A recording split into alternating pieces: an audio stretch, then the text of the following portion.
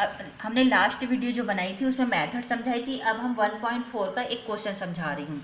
आपने मेथड समझ ली है कि इसको करना कैसे है, सर्ड एंड ऑर्डर के रूप में। ओके, तो सिंप्लीफाइंग द फॉलोइंग क्वेश्चन, आपको सिंप्लीफाइंग करना है इसको। तो हमने मेथड समझी हुई है, अब इसको, इसका क्वेश्चन नंबर 2 है 3√3 + 2√27, जहाँ पर ऐसा हो जाएगा 27 + 7√3।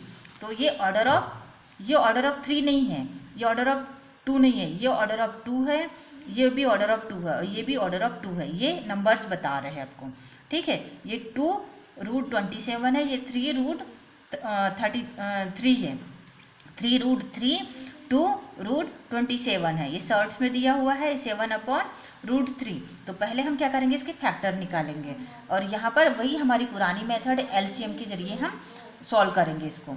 तो यहाँ पर 27 को हम रूट के रूप में लेके आएंगे, ये √3 दिया हुआ है, यहाँ पर भी √3 आना चाहिए। तो 27 का क्या होता है फैक्टर, हम निकाल लेंगे 3, प्राइम फैक्टर निकालेंगे इसका।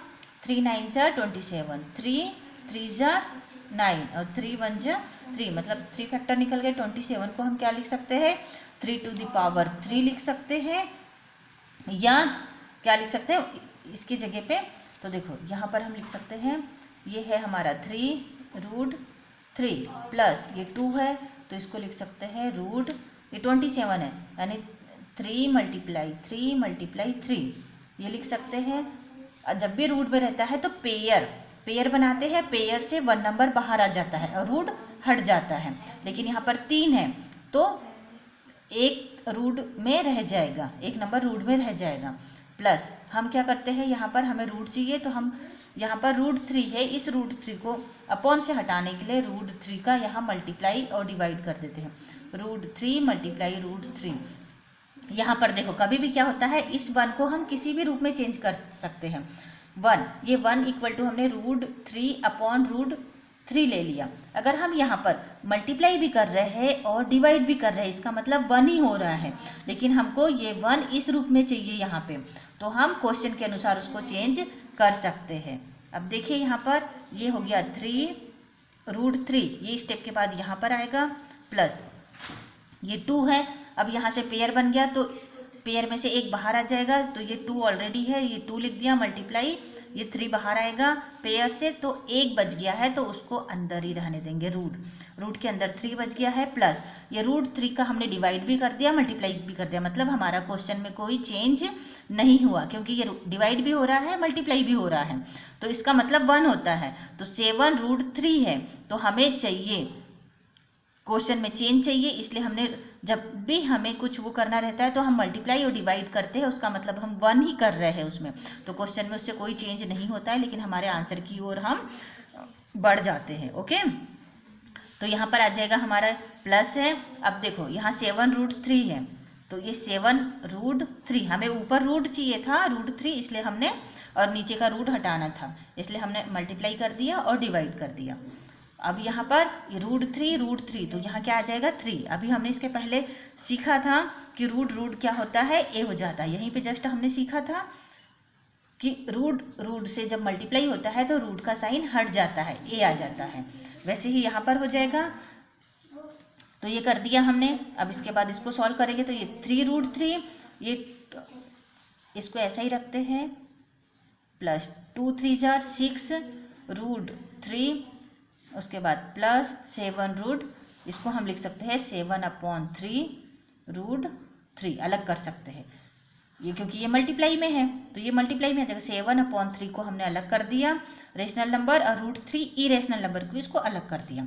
अब देखो ये दोनों ऐड हो जाएंगे, √3 है, ये भी √3 है, लेकिन ये √3 कितने हैं, ये 3√3 है, ये 6√3 है, तो हम इसको 3 + 6 ये दोनों को प्लस कर देंगे, ये ब्रैकेट में लिख देंगे, √3 को इन दोनों में से √3 बाहर लिख दिया, ये दोनों प्लस हो गए, प्लस 7/3 इसको हम बाद में करेंगे। ओके, 6 और 3 कितना हो गया, 9 हो गया, 9 √3 प्लस 7/3√3।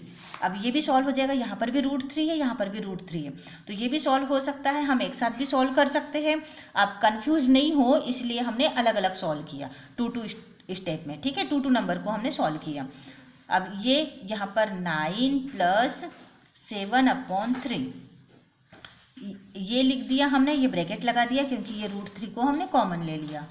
ओके, ये आ गया यहाँ पे। अब यहाँ पर आपको पता है एलसीएम लेके सॉल्व करना पड़ेगा। जब भी रेशनल नंबर और नेचुरल नंबर रहते हैं तो हम एलसीएम लेते हैं। अब इसके अपॉन में कुछ नहीं, मतलब 1, तो यहाँ पर 3, एलसीएम क्या आ जाएगा, 3 आ जाएगा। एलसीएम में हम ऐसा नंबर लेते हैं कि दोनों से डिवाइड होना चाहिए, तो 1 से भी डिवाइड हो रहा है ये, और ये 3 से भी डिवाइड हो रहा है, दोनों का मल्टीपल ले लिया हमने। उसके बाद जब दोनों का मल्टीपल आता है तो क्रॉस मल्टीप्लाई हो जाता है, या 1 से इसको डिवाइड करेंगे 3 टाइम होगा, तो इस 3 का फिर इसके साथ में मल्टीप्लाई हो जाएगा। तो 9 3 = 27 प्लस यहाँ पर 3 से इसको जब डिवाइड करेंगे तो 1 टाइम होगा, उस 1 का मल्टीप्लाई 7 के साथ हो जाएगा, तो 7 आ जाएगा, या फिर क्रॉस मल्टीप्लाई कह सकते हैं हम। ये ब्रैकेट √3 इक्वल टू क्या आ जाएगा यहाँ पर 7 7 7 14 के 4 1 ये 3 34, 27 + 7 करेंगे तो 34/3 √3। अब ये डिवाइड हुआ कि नहीं, तो हमारा आंसर यही आ गया। ये भी लिख सकते हैं या फिर आप वही लिख सकते हैं। इसको क्या कर सकते हैं, इसको वापस आप लिख सकते हो 34/√3 मल्टीप्लाई √3। इस 3 को रूट में कर सकते हैं, तो इस 3 से ये इसके ऊपर में है √3, तो ये √3 से √3 कट जाएगा, तो क्या बचेगा 34/√3। इस 3 को हम √3 मल्टीप्लाई √3 लिख सकते हैं, तो ये इससे कट जाएगा, ऊपर वाला नीचे वाले से कट जाएगा, तो 34/√3 ये भी आ सकता है आंसर में, ये भी आ सकता है, या यहाँ तक भी हम आंसर लिख सकते हैं। तो इसी प्रकार से आपको और नेक्स्ट क्वेश्चन करना है। अब आप बताइए, अगर इसी मेथड से आपको ये बाकी क्वेश्चन करना है, अगर आपको समझ में आता है, अगर ये मेथड समझ में आती है तो आप ये कर सकते हैं। अगर आपको नहीं आता है तो आप मुझे कमेंट करके क्वेश्चन लिख के भेजिए, मैं आपको नेक्स्ट वीडियो में फिर समझाऊंगी। Okay, thank you.